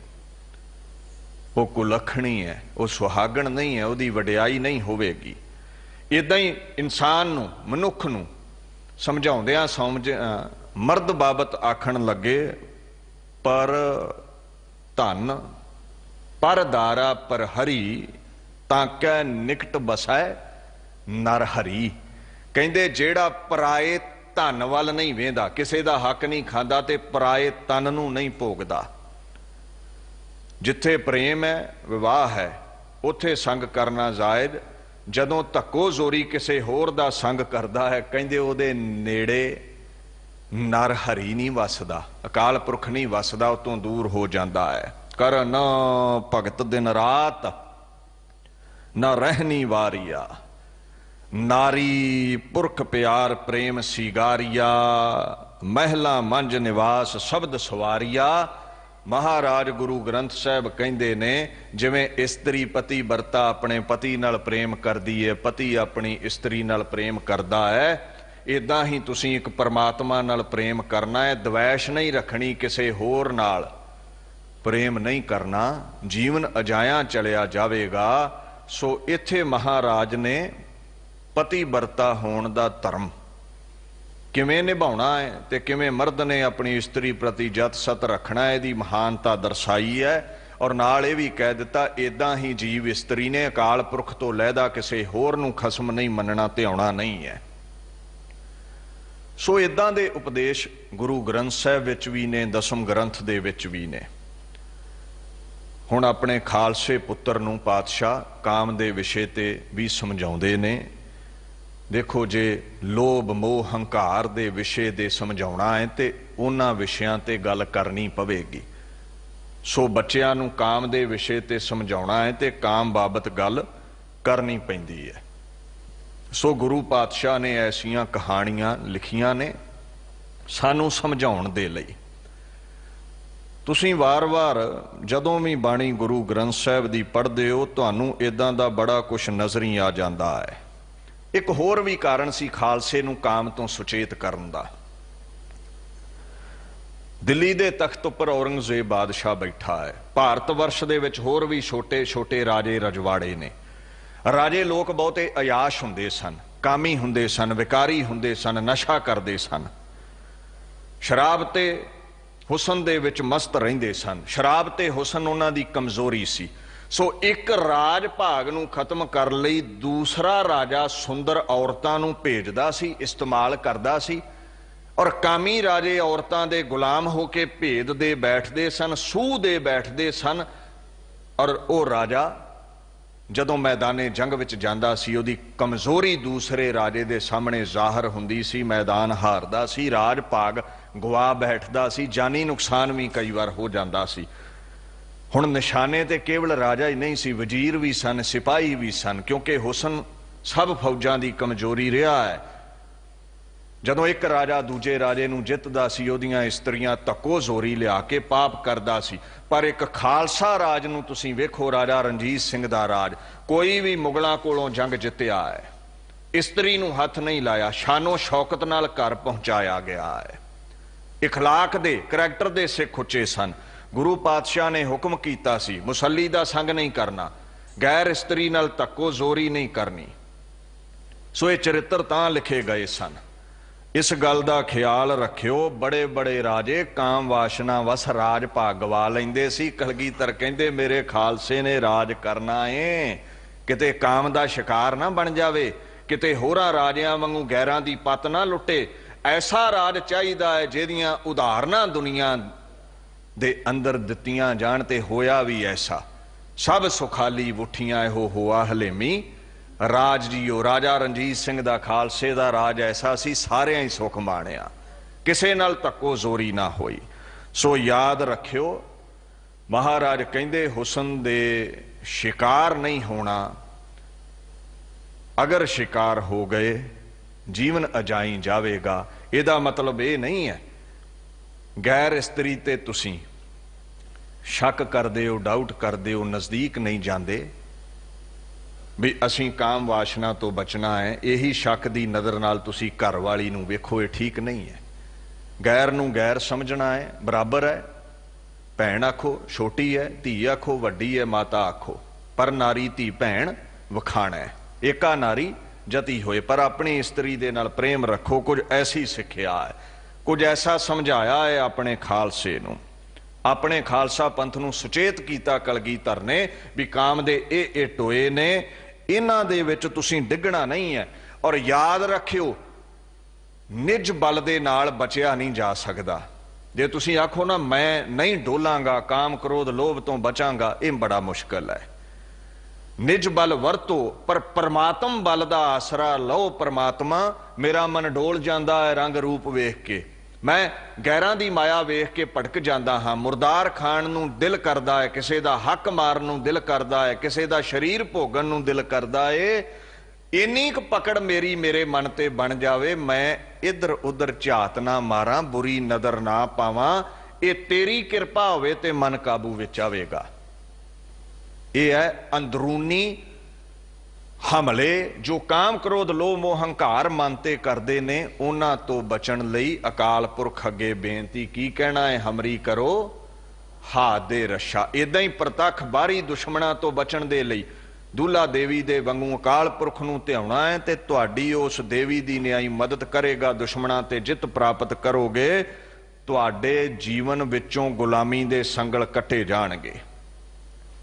ਸੋ ਐਸੀਆਂ ਉਦਾਹਰਨਾਂ ਪਾਤਸ਼ਾਹ ਨੇ ਦੀਨ ਦੁਨੀਆ ਦੇ ਮਾਲਕ ਨੇ ਪੇਸ਼ ਕੀਤੀਆਂ ਹਨ। ਹੁਣ ਮਹਾਰਾਜ ਬੇਨਤੀ ਦੇ ਤੌਰ ਤੇ ਇੱਥੇ ਸਿੱਖ ਜਗਤ ਨੂੰ ਫਰਮਾਨ ਕਰਦੇ ਨੇ, ਸਮਝਾਉਂਦੇ ਨੇ ਵੀ ਅਕਾਲ ਪੁਰਖ ਅੱਗੇ ਤੁਸੀਂ ਰੋਜ਼ ਹੀ ਬੇਨਤੀ ਕਰਨੀ, ਅਰਦਾਸ ਕਰਨੀ, ਰੋਗਾਂ ਸੋਗਾਂ ਤੋਂ, ਵਿਕਾਰਾਂ ਦੇ ਹਮਲੇ ਤੋਂ, ਪ੍ਰਤੱਖ ਦੁਸ਼ਮਣਾਂ ਤੋਂ ਸਾਡੀ ਰੱਖਿਆ ਕਰ। ਮਹਾਰਾਜ ਇੱਥੇ ਹੁਕਮ ਕਰਦੇ ਨੇ, ਇੱਕ ਓੰਕਾਰ ਸਤਿਗੁਰ ਪ੍ਰਸਾਦ ਚੌਪਈ ਸਾਹਿਬ ਇਹ ਬਾਣੀ ਦਾ ਨਾਮ ਹੈ। ਇੱਕ ਅਦਵੈਤ ਰੂਪ ਪਰਮਾਤਮਾ ਦੋ ਸਭਨਾਂ ਦਾ ਪ੍ਰਕਾਸ਼ਕ ਹੈ। ਉਹ ਸੱਚਾ ਹੈ, ਉਹ ਸਤਿਗੁਰੂ ਹੈ, गुर अगियान खांदा है, ज्ञान बख्श दिंदा है। अगियान मिटाउंदा है, ज्ञान बख्शदा है। प्रसाद वो कृपालू बड़ा है, वो कृपावान बड़ा है, वो कृपा करन वाला है। सतगुर प्रसाद गुरु की कृपा नाल मिलदा है। दसम पातशाह अगे फिर अपनी बीर रसी बोली दे विच पुरजोर कलम नाल मंगल करते ने। एक ओंकार श्री वाहिगुरु जी की फतेह। एक ओंकार अकाल पुरख परमात्मा एक है, सबना दा प्रकाशक है। श्री वो शिरोमणी है, वो माया दा पति है, वो सुंदर है। जां श्री लफ्ज आपां किसे नूं आदर देण दे लई आदर बोधक शब्द वजों भी वरत लैने हैं। श्रीमान जी इदां करके आपां पुकार लैने हैं। महाराज कहंदे ने वाहेगुरु सब दा शिरोमणी वाहेगुरु है। वो वाह रूप है, भाव आश्चर्य रूप है। उसकी माया नूं वेखदे हां, उसकी रची प्रकृति नूं वेखदे हां, उसकी इस महान रचना नूं वेखदे हां, उस परमात्मा दे बेअंत गुणां नूं वेखदे हां। वो जो जो साडे ते एहसान करदा है, रहम करदा है, रहीम है, कृपा करदा है, कृपालू है, दया करके झोली भरदा है, दयालु है। जदों ओदी इस रचना नूं वेखदे हां, ओदे गुणां नूं वेखदे हां, समझदे हां ते मूहों की निकलदा है, वाह आश्चर्य रूप है, ओदे वर्गा कोई दूसरा नहीं है। मलो मली मूहों वाहो वाहो निकलदा है। जिवें गुरु ग्रंथ साहिब विच आउंदा ना, वाहो वाहो तिसनूं आखी है जे सब मैं रहा समाए। असीं एक जगह मौजूद रह सकते हैं, एक स्थान ते। अकाल पुरख हर जरे विच मौजूद है, हर जरे विच समाया होया है। उहदा ऐसा आश्चर्य रूप देख के ही कहते हाँ, वाहो वाहो तिसनूं आखी है जे देंदा रिजक संभाहे। सारियां नूं रिजक दे रहा है, रोजी दे रहा है, रोटी दे रहा है। कलगीधर जिवें जफरनामे च कहंदे ने, अमा बख्शो बख्शिंद ओ दस्तगीर रजा बख्श रोजी देहो दिल पजीर। ओ दस्त फड़ के, हाथ फड़ के, गीर फड़न वाला अकाल पुरख सबना नूं रोजी रोटी दे रहा है, मन पाउंदियां दातां दे रहा है। इत्थों तक गुरु ग्रंथ साहिब कहंदे पत्थरां दे विच भी कई कीड़े ने, उन्हां तक भी भोजन पहुंचा दिंदा, तूं क्यों इन्ना फिक्र करदा है। सैल पत्थर मह जंत उपाए तांका रिजक आगे कर धरिया, फिक्र ना कर कहंदे। सो ऐसे कौतुक वेख के ओदे लई मूहों की निकलदा है, नानक वाहो वाहो इको कर साला ही है जे सतगुर दिया दिखाए। कहंदे वो रब ते दिखदा नहीं, कहंदे अकाल पुरख दी कृपा होवे ते आश्चर्य रूप परमात्मा नजरी आ जांदा है। वाह गुरु, गू तो भावै अंधकार, रू तो भावै प्रकाश। जो अंधकार नूं अगियान नूं मिटाउंदा है, प्रकाश बख्शदा है। जिथे गूढ़ हनेरा होवे दीवा बाल दो ते प्रकाश हुंदा है। इउं अगियान नाल भरी साडी सुरती दे अंदर जदों बाणी दा ज्ञान दीवा बन के जगदा है, अगियान मिट जाता है। अगे लफ्ज है जी की फतेह। जी आदर बोधक लफ्ज है, ते फतेह ये अरबी का लफ्ज है, विजय जित, जो कदे हारदा नहीं है। खालसा पंथ नूं सुरजीत कीता, मुरदियां विच रूह फूंक के बीर रस पैदा कीता, ते ऐसे भारे भारे बोल बख्शे। इहो जे जिहड़े बाणी दे मंगल ने ना दसम ग्रंथ दे, इन्हां तो ही साडी फतेह बनी है। वाहिगुरू जी का खालसा वाहिगुरू जी की फतेह। जिवें इस मंगल चों लै लिया वाहिगुरू जी की फतेह। हुण इत्थे खालसा लफ्ज कित्थों लिया है? पूरन जोत जगह घट मैं तब खालस ताहे ना खालस जानै। खालस निरोल विकारां तो रहत उपरामता हासल, उस बुलंद हस्ती लई वरतिया है जिहड़ा उपराम हो गया होवे, मोह माया तो उठिया होवे। सो इउं साडी फतेह बनी है सिखा। अगे कहंदे ने वाहिगुरू तेरी सदा ही फतेह है, तू कदे भी हारदा नहीं है। हार जित मनुख दी है, अकाल पुरख किसे तो हारदा नहीं, सदा ही जितदा है। पातशाही दसवीं, पात कहंदे ने तख्त नूं फारसी दे विच, शाही शाह मालक सुल्तान जो तख्त दा मालक है। अकाल पुरख दे अगमी ਅਜ਼ਮਤੀ ਨੂਰਾਨੀ ਮੁਜਸਮੇ ਦਾ ਮਾਲਕ, ਉਹਦੀ ਅਗੰਮੀ ਜੋਤ ਦਾ ਵਾਲੀ, 10ਵਾਂ ਮਹੱਲ ਗੁਰੂ ਗੋਬਿੰਦ ਸਿੰਘ, ਜਿੱਥੇ ਗੁਰੂ ਨਾਨਕ ਦੀ ਅਕਾਲ ਪੁਰਖ ਦੀ ਜੋਤ ਸਮਾਈ ਹੈ। ਉਹ ਪਾਤਸ਼ਾਹ ਹੈ ਕੁੱਲ ਕਾਇਨਾਤ ਦਾ। ਕਬਿਓ ਬਾਚ ਬੇਨਤੀ ਚੌਪਈ। ਕਬਿਓ ਬਾਚ ਦਾ ਭਾਵ ਹੈ ਗੁਰੂ ਸਾਹਿਬ ਇੱਕ ਨਿਰਮਾਣਤਾ ਵਿੱਚ ਆ ਕੇ ਕਵੀ ਬਣ ਕੇ ਗਲੂਏ ਮੁਬਾਰਕ ਤੋਂ ਉਚਾਰਨ ਕਰਦੇ ਨੇ। ਕੀ ਉਚਾਰਦੇ ਨੇ? ਬੇਨਤੀ। ਅਕਾਲ ਪੁਰਖ ਅੱਗੇ ਅਰਦਾਸ ਕਰਦੇ ਨੇ, ਰੋਗਾਂ ਤੋਂ, ਸੋਗਾਂ ਤੋਂ, ਵਿਕਾਰਾਂ ਤੋਂ ਰੱਖਣਾ ਕਰ। ਐਸਾ ਉਹ ਬਚਨ ਕਰਦੇ ਨੇ। ਮਹਾਰਾਜ ਗੁਰੂ ਨਾਨਕ ਸਾਹਿਬ ਨੇ ਬਾਣੀ ਵਿੱਚ ਆਪਣੇ ਆਪ ਨੂੰ ਅਕਾਲ ਪੁਰਖ ਦਾ ਢਾਡੀ ਕਹਿ ਕੇ ਪੁਕਾਰਿਆ ਹੈ, ਕਵੀ ਕਹਿ ਕੇ ਪੁਕਾਰਿਆ। ਨਿਰਮਾਣਤਾ ਦੇ ਵਿੱਚ ਉਹ ਬੋਲੇ ਨੇ, ਹਉ ਢਾਡੀ ਕਾ ਨੀਚ ਜਾਤ। ਆਪਣੇ ਆਪ ਨੂੰ ਨਿਰਮਾਣ ਕਿਹਾ ਹੈ ਅਕਾਲ ਪੁਰਖ। ਤੇਰੇ ਗੁਣ ਗਾਉਂਦਾ ਹਾਂ, ਜੈਸੀ ਮੈਂ ਆਵੇ ਖਸਮ ਕੀ ਬਾਣੀ ਤੈਸੜਾ ਕਰੀ। ਗਿਆਨ ਵੇ ਲਾ ਲਓ, ਤੇਰੇ ਹੁਕਮ ਵਿੱਚ ਜਿਹੜੀ ਬਾਣੀ ਆਉਂਦੀ ਹੈ ਕਵੀ ਬਣ ਕੇ ਮੈਂ ਉਹ ਗਾਉਂਦਾ ਹਾਂ। ਇਸੇ ਤਰ੍ਹਾਂ ਕਲਗੀਧਰ ਪਾਤਸ਼ਾਹ ਬਾਣੀ ਗਾਉਂਦੇ ਨੇ। ਇੱਥੇ ਲਫ਼ਜ਼ ਹੈ ਚੌਪਈ, ਚਤੁਸ਼ਪਦੀ, ਇੱਕ ਚਾਤਰਿਕ ਛੰਦ ਹੈ ਜਿਸ ਦਾ ਲੱਛਣ ਹੈ 4 ਚਰਨ ਨੇ, ਪ੍ਰਤੀ ਚਰਨ 15 ਮਾਤਰਾ ਨੇ। ਪਹਿਲਾ ਵਿਸ਼ਰਾਮ 8 ਤੇ ਹੈ, ਦੂਸਰਾ ਜਿਹੜਾ ਵਿਸ਼ਰਾਮ ਹੈ 7 ਤੇ ਹੈ, ਤੇ ਅੰਤ ਨੂੰ ਗੁਰੂ ਲਘੂ ਤੇ ਹੈ। ਭਾਵ ਉਹ ਛੰਦ ਜਿਹਦੇ 4-4 ਪਦੇ ਨੇ, 4-4 ਪੰਕਤੀਆਂ ਨੇ। ਇਹ ਖਾਸ ਬਾਣੀ ਨੂੰ ਚੌਪਈ ਸਾਹਿਬ ਤਾਂ ਕਹਿੰਦੇ ਹਾਂ, ਚੌਪਈ ਛੰਦ ਦੇ ਵਿੱਚ ਇਹ ਬੋਲ ਰਚੇ ਗਏ ਨੇ। ਸੋ ਇਹਦੀਆਂ ਹੋਰ ਵੀ ਉਦਾਹਰਨਾਂ ਆਪਾਂ ਨੂੰ ਬਾਣੀ ਵਿੱਚ ਮਿਲ ਜਾਂਦੀਆਂ ਨੇ ਇਸ ਛੰਦ ਬਾਬਤ। ਸੋ ਖੈਰ, ਦੀਨ ਦੁਨੀਆ ਦੇ ਮਾਲਕ ਗੁਰੂ ਗੋਬਿੰਦ ਸਿੰਘ ਪਾਤਸ਼ਾਹ ਇਹ ਪਾਕ ਬਾਣੀ ਉਚਾਰਦੇ ਨੇ। ਔਰ ਇਹਦੀ ਜਿਹੜੀ 10ਮ ਗ੍ਰੰਥ ਦੇ ਅੰਦਰ ਪਾਕ ਅੰਗ ਦੇ ਉੱਤੇ ਸੁਸ਼ੋਭਿਤ ਹੋਣ ਦੀ ਜਗ੍ਹਾ ਹੈ ਨਾ, ਉਹ ਹੈ 1388 ਅੰਗ।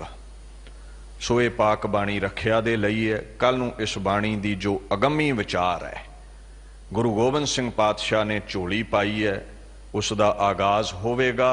ਔਰ ਇਹਦੀ ਡੇਟ ਵੀ ਮਹਾਰਾਜ ਨੇ ਸਾਫ਼ ਲਿਖੀ ਹੈ, ਸੰਮਤ 17 ਸਹਿਸ ਭਣਿਜੈ। ਸੰਮਤ 1700 ਹੈ, 17 ਸਹਿਸ ਭਣਿਜੈ। ਸਹਿਸ ਦਾ ਮਤਲਬ ਕੀ ਹੈ? 100 ਨੂੰ ਅੱਧ ਵਿੱਚ ਲੈ ਆਓ ਤੁਸੀਂ। ਅਰਧ ਸਹਿਸ ਫੁਨ 3 ਕਹਿਜੈ।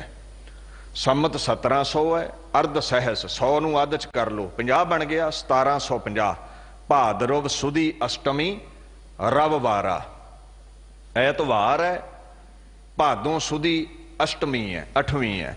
ਤੀਰ ਸਤੁਦਰਵ ਗ੍ਰੰਥ ਸੁਧਾਰਾ, ਸਤਲੁਜ ਦੇ ਕੰਢੇ ਗ੍ਰੰਥ ਨੂੰ ਸੁਧਾਰਨਾ ਕੀਤਾ ਹੈ। ਚੌਪਈ ਲਿਖੀ ਹੈ ਜਿੱਥੇ ਅੱਜ ਕੱਲ ਗੁਰਦੁਆਰਾ ਭੰਬੋਰ ਸਾਹਿਬ ਬਣਿਆ ਹੋਇਆ ਹੈ, ਉੱਥੇ ਇਹ ਪਾਕ ਬਾਣੀ ਪਾਤਸ਼ਾਹ ਨੇ ਉਚਾਰਨ ਕੀਤੀ ਹੈ। 1753 ਬਿਕਰਮੀ ਸੰਮਤ। ਫਿਰ ਧਿਆਨ ਦਿਓ, ਸੰਮਤ 17 ਸਹਿਸ ਭਣਿਜੈ। 17 ਨੂੰ 100 ਨਾਲ ਮਲਟੀਪਲਾਈ ਕਰੋ, 1700 ਅਰਧ ਸਹਿਸ। 100 ਨੂੰ ਅੱਧ ਵਿੱਚ ਲੈ ਆਓ, 50 ਰਹਿ ਗਏ, 1750 ਫੁਨ 3 ਕਹਿਜੈ, 3 ਨੂੰ ਐਡ ਕਰ ਲਵੋ। 1753 ਬਿਕਰਮੀ ਸੰਮਤ ਵਿੱਚ ਇਹ ਬਾਣੀ ਲਿਖੀ। 1756 ਬਿਕਰਮੀ ਸੰਮਤ ਵਿੱਚ ਅੰਮ੍ਰਿਤ ਸੰਚਾਰ ਹੋਇਆ। 3 ਸਾਲ ਅੰਮ੍ਰਿਤ ਸੰਚਾਰ ਤੋਂ ਪਹਿਲਾਂ ਲਿਖੀ ਹੈ ਜੀ। ਇਸ ਵਿਚਾਰ ਨੂੰ ਹਿਰਦੇ 'ਚ ਟਿਕਾਓ।